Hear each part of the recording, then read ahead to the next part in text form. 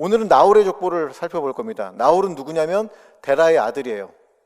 데라의 아들이 3명 있는데 여러분 잘 아시는 아브라함과 나홀과 하란, 요 3명이 바로 데라의 자손이죠. 그러니까 지난주에 봤던 족보 바로 다음 족보가 오늘 여러분과 제가 읽은 나홀의 족보입니다.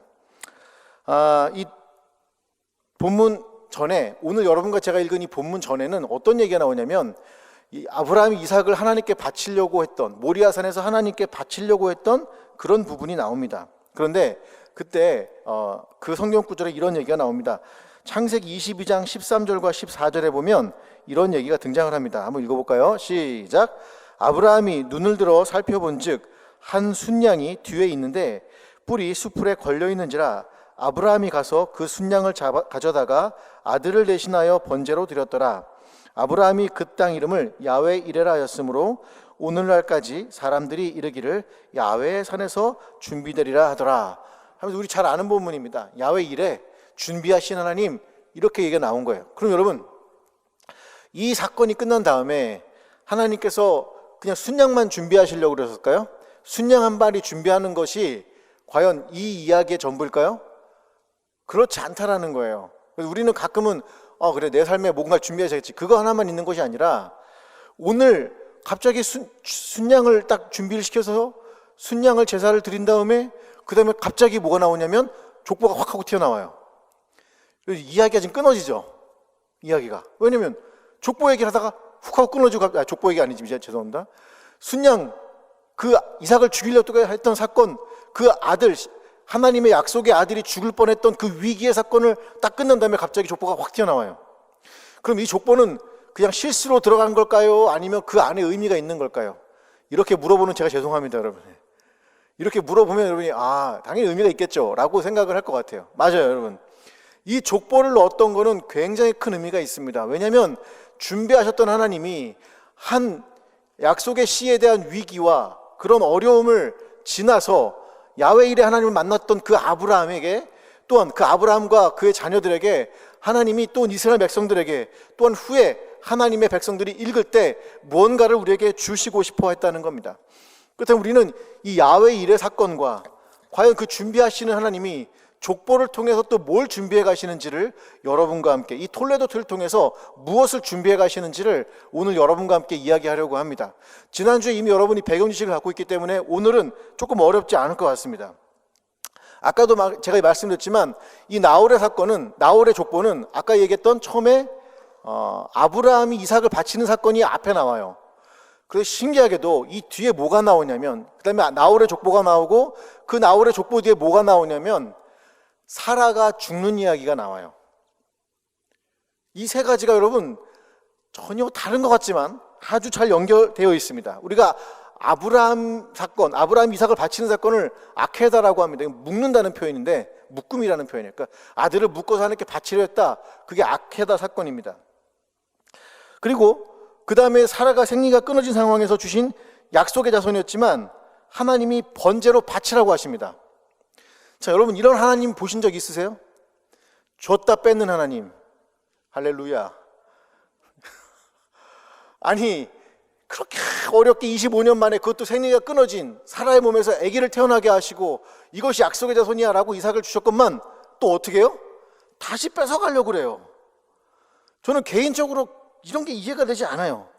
이해가 되지 않아요. 아니, 줬다 뺏은다고 하나님? 여러분도 가끔 살다 보면 그럴 때가 있어요. 내게 주신 것이 좋아 막 누리고 있는데 갑자기 빼앗길 때,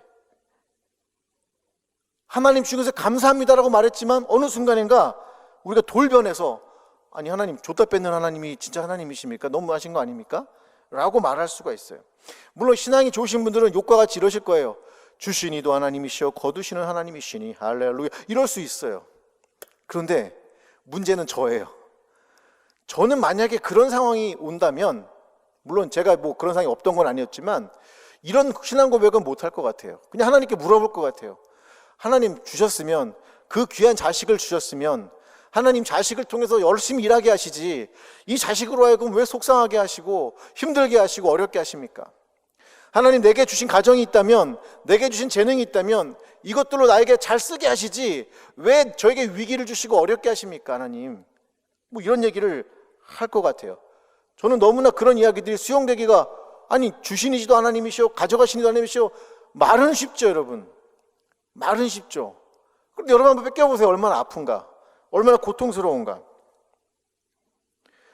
그래서 제가 이번 주에 그렇게 묵상을 하다가 하나님의 마음을 조금 다시, 제가 4차원 형성 시간에도 제가 말씀을 드렸지만, 하나님의 마음으로 성경을 읽는다는 건 굉장히 우리에게 큰 유익이 있습니다. 내가 하나님의 마음을 알아간다는 건 내가 어떻게 살아야 할지 방향도 잡힐 뿐만 아니라, 내가 머릿속에서만 하나님을 만나는 게 아니라 내 마음과 내 의지를 통해서 주님을 만나는 거예요. 사실 그 이삭을 바치는 사건을 가만히 보면서 제가 이런 생각이 들었어요. 혹시 하나님은 무엇을 보여주고 싶었던 게 아닐까? 심술궂게 뭔가 줬다 뺐는 그런 하나님이 아니라, 너 한번 흔들어 볼게, 내가 얘 됐나 안 됐나, 이렇게 그냥 이상한 하나님이 아니라 하나님이 뭔가 당신을 계시하고 싶었던 것이 아닐까. 그게 뭘까 고민해 봤어요. 그랬는데 이런 느낌이 들더라고요. 무슨 느낌이었냐면, 여러분, 이 세상에서 제일 그 당시에 힘센 사람이 누구였을까요? 왕이었을 거예요. 그죠? 왕다보다 힘센 분이 누굴까요? 하나님일 거예요. 아브라함의 머릿속에는 관념적으로 하나님이 제일 대단하신 분이야 라고 생각을 했을 거예요. 관념적인 거예요. 그런데 하나님이 이런 거죠. 내가 너 줬어. 다시 뺏을 거야. 아브라함은 어떻게 생각했을까요? 빼앗긴다고 생각을 했을까요? 아니면 하나님이 그럴 뿐이 아니라고 믿었을까요? 저는 아브라함이 믿었다고 생각을 해요. 그 증거들도 성경 구절에 있지만, 아브라함이 아들을 데리고 갈 때 뭐라고 하냐면 종에게 이렇게 얘기합니다. 우리가 가서 예배하고 우리가 돌아오겠다, 이렇게 표현을 써요. 우리가 돌아오겠다라는 표현은 나 혼자 올게 그 표현이 아니잖아요. 그죠? 우리가 돌아오겠다는 표현은 뭐예요? 하나님이 이삭을 살릴 거라는 얘기잖아요. 하나님은 이삭을 통해서 뭘 보여주고 싶었냐면, 왕보다 더 위대하신 분이, 이 온 세상을 지으신 하나님이 약속을 절대 어길 뿐이 아니라는 것을, 비록 내가 어떤 상황 속에 너를 집어넣는다 할지라도 그 약속을 절대로 변개하거나 변경하실 분이 아니라는 걸 보여주고 싶었던 것이 아닐까. 그래서 순양을 잡아다가 준비하시는 하나님을 보여주셨던 것이 아닐까.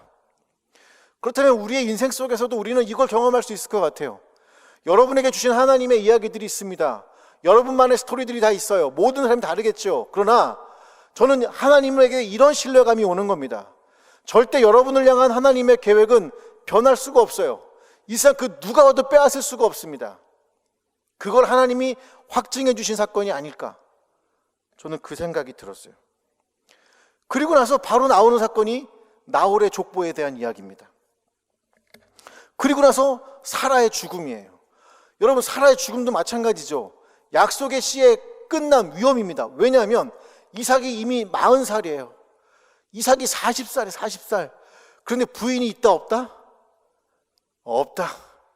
그러니까 40이 됐는데 아직 결혼 안 하신 분들은 절망할 필요가 있다 없다? 아멘. 40살 된 언니가 그런 건 아닌 것 같고. 예.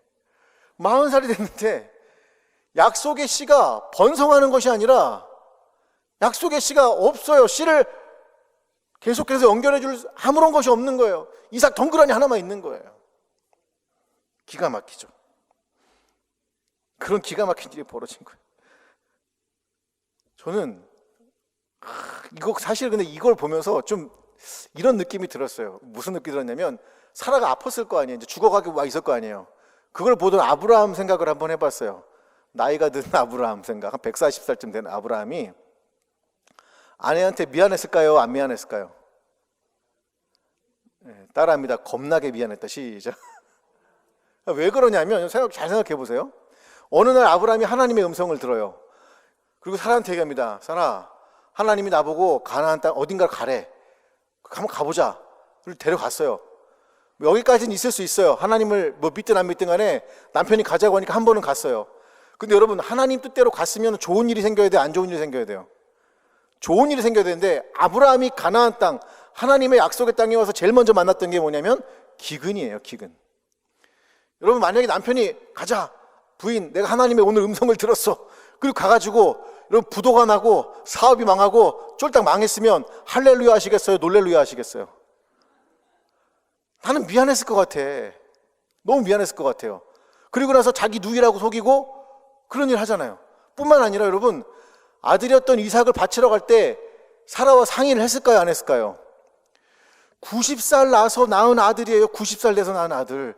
그것도 생리가 끊어져서 하나님이 주신 아들이에요. 얼마나 귀했겠습니까, 여러분? 근데 아내였던 사라한테는 단 한마디도 안 하고 그냥 도망가서 아들을 바치려고 그래요. 저는 그 죽어가는 사라를 보면서 정말 애가 탔을 것 같아요. 와, 두 가지 측면에서 지금처럼. 한 가지 측면에서 이렇게 미안했고, 또 하나는 걱정이 됐을 것 같아요. 뭐가 걱정됐을까요? 하나님이 약속을 한 걸 내가 사람들한테 다 얘기하고 다녔는데 여기서 내가 대가 끊어지나? 여기서 대가 끊어지나? 이방인들하고 결혼하면 되지 않나? 그게 안 되는 거예요.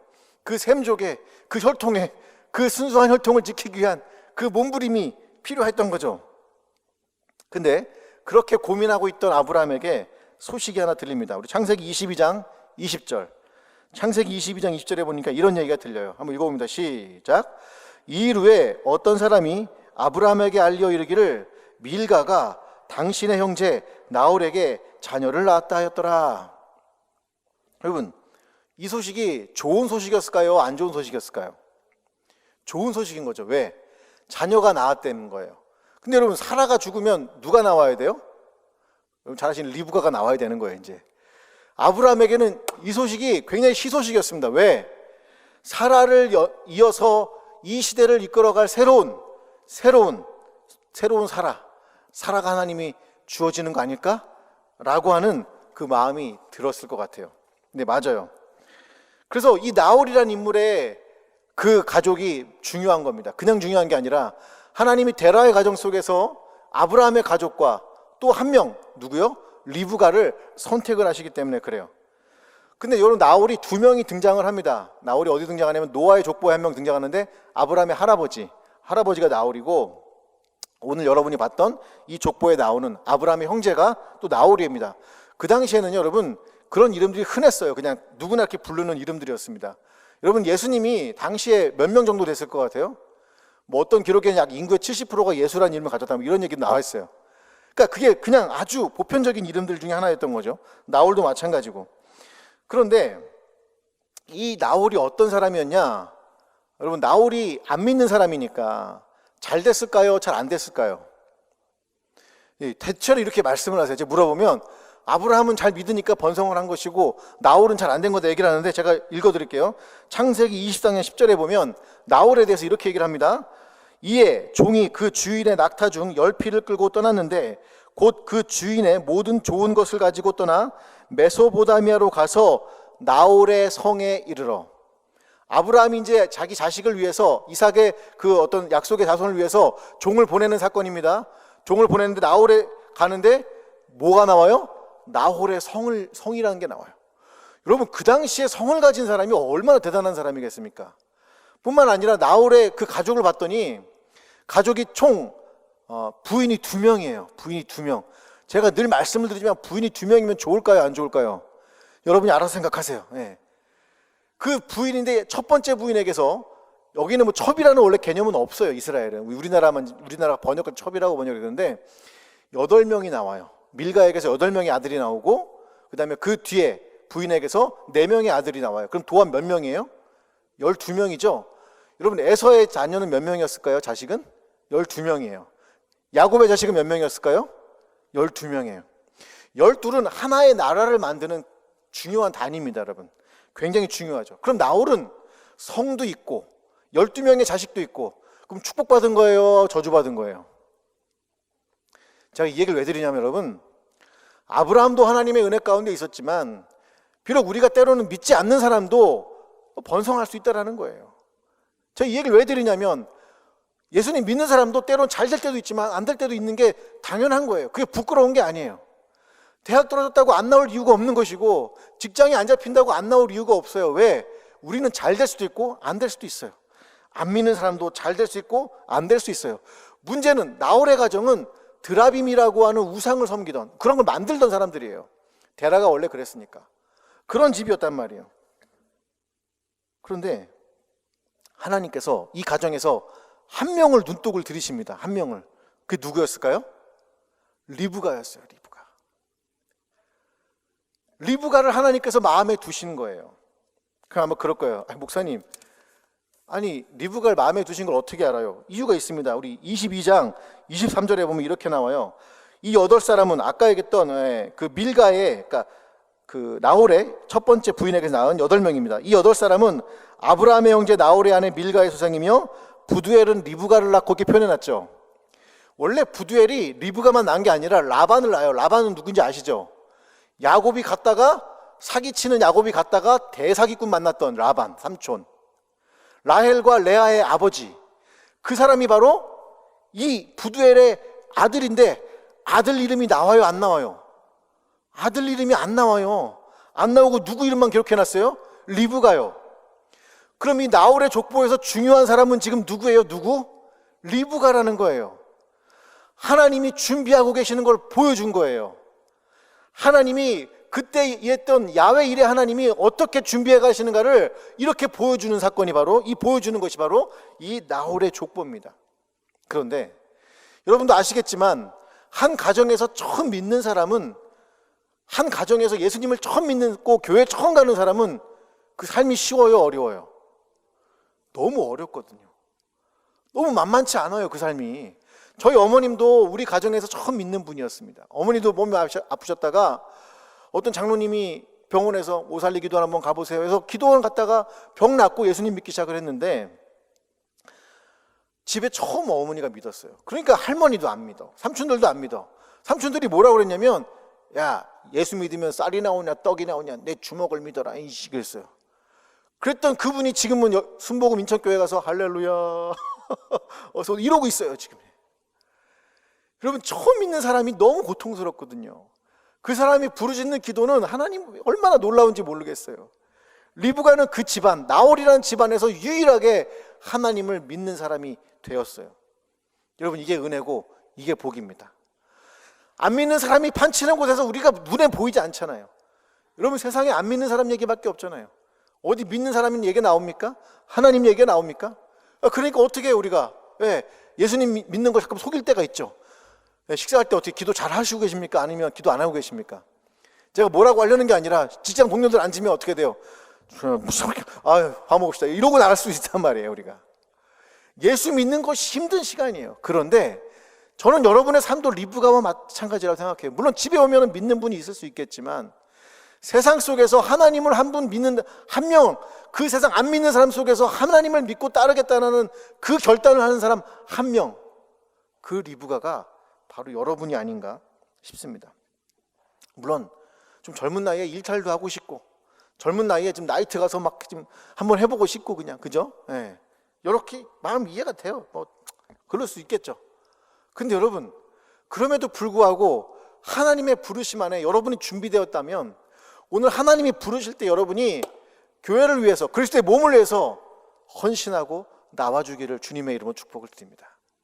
안 믿는 사람들 속에서 리브가가 그래요, 저 거기 따라가겠습니다 라고 말했던 것처럼, 그래요, 주님 제가 순종하겠습니다 라고 했던 것처럼, 저는 오늘 이 자리에 계신 우리 귀한 성도님들이, 우리 귀한 대학 청년부 여러분들이 하나님 앞에서, 주님, 이 사람들이 안 한다 할지라도 내가 주님을 위해서 헌신하겠습니다. 주님, 내가 큰일은 아니라도 정말 교회 성전 청소라도 한번 해볼게요. 하나님, 별거 아니지만 제가 셀 리더도 한번 해볼게요. 아멘. 저는 이런 리브가 같은 존재들이 여러분 안에서 나오시기를 주님의 이름으로 축복을 드립니다.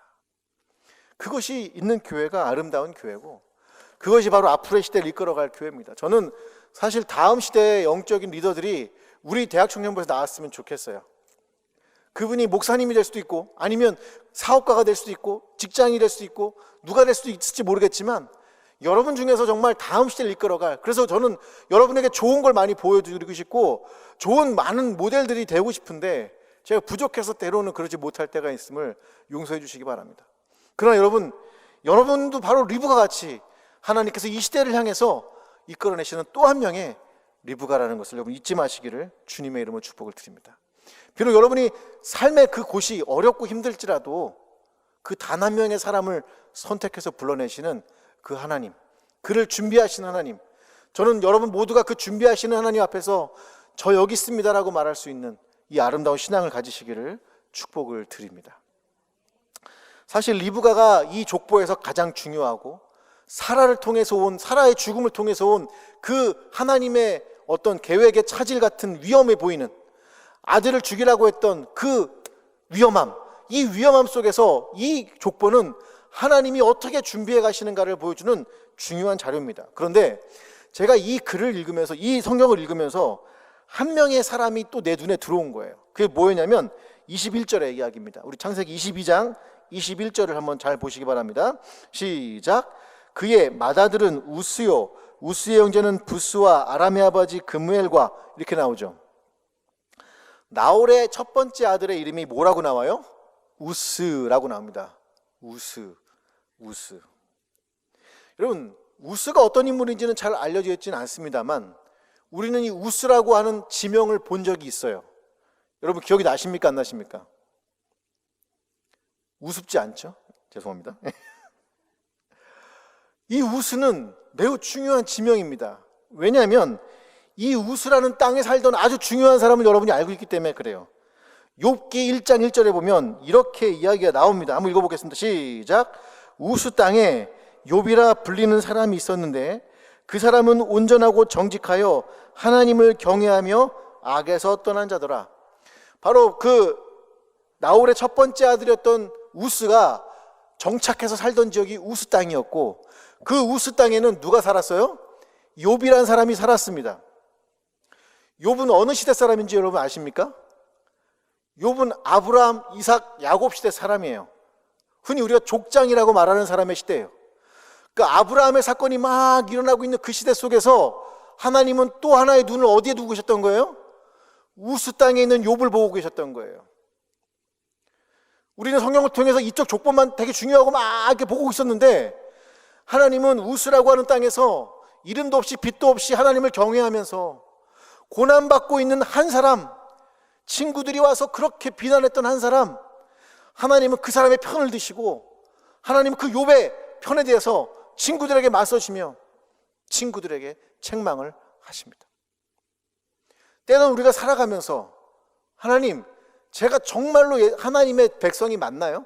아니, 안 그러고 싶을 수도 있겠지만, 그런데 여러분, 우리의 눈이 목사님, 전도사님 이렇게만 있는 게 아니라 오늘도 정말 저 외롭게 여러분 세상 속에 살아가는 여러분에게 하나님의 또 하나의 눈이 가 있는 거예요.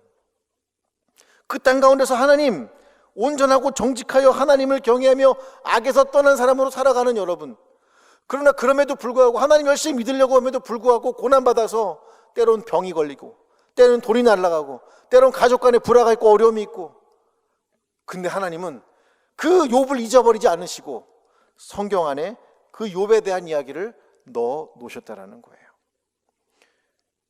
저는 여러분의 삶이 어떤지, 저도 직장 생활을 해봤고, 저도 뭐 사업하다가 쫄딱 망해도 봤고, 여러분만큼 어렵지 않을 수도 있겠지만 정말 살기 위해서 애를 써서 10년 동안 단 하루도 쉰 적이 없는 적도 있었어요. 10년 동안. 그런데 여러분, 하나님이 안 보셨다고 생각하는 그 순간에 하나님이 욥을 보셨던 것처럼 여러분도 지켜보신다는 사실을 축복을 드립니다. 노상진 목사는 여러분을 끝까지 볼 수가 없어요. 저는 여러분을 계속해서 지켜볼 수도 없고, 여러분의 기도 소리가 기도해 주세요 그러면 아멘 해놓고 나서 기도를 무조건 다 한다, 아니면 가끔 빼먹을 때가 있다? 이건 영업 비밀이라. 안 적어놓으면 가끔 잊어버릴 때가 있어요. 적으려고 애를 쓰는데 어느 순간 깜빡하고 안 적을 때, 그럴 때가 있기 때문에 여러분 어떻게 된다? 확인 전화 하셔야 돼요. 제 기도하고 계십니까? 이게 제일 무서워. 이 목소리가 제일 무서워요. 내가 저번에 기도 부탁한 거 하고 계십니까? 딱 이러는 순간 제가 마음이 그냥 꽝 하고 터져요. 그런데 여러분, 하나님은 그렇게 하나님의 족보의 이야기를 중요하게 생각하면서 지나가고 있지만, 그러나 그 사람들이 아니라고 해도 여러분의 땅에서, 이방의 땅 속에서, 세상 속에서 하루하루 힘겹게 살아가면서 하나님을 찾고 있는 여러분도 하나님이 사랑하시고 오늘 찾고 계시다는 것을 여러분 꼭 기억하시기를 주님의 이름으로 축복을 드립니다. 욥을 위해서 하나님께서 항변하시고, 욥을 위해서 하나님께서 친구들을 책망하셨듯이 여러분과 함께 동행하시는 그분께서 오늘도 여러분의 손을 잡고 계시다는 것을 꼭 기억하시고 일주일 동안 여러분 절망이 아니라 오직 그리스도의 보혈과 은혜와 사랑으로 승리하시고 기쁘시고 즐거운 일주일 되시기를 주님의 이름으로 축복을 드립니다.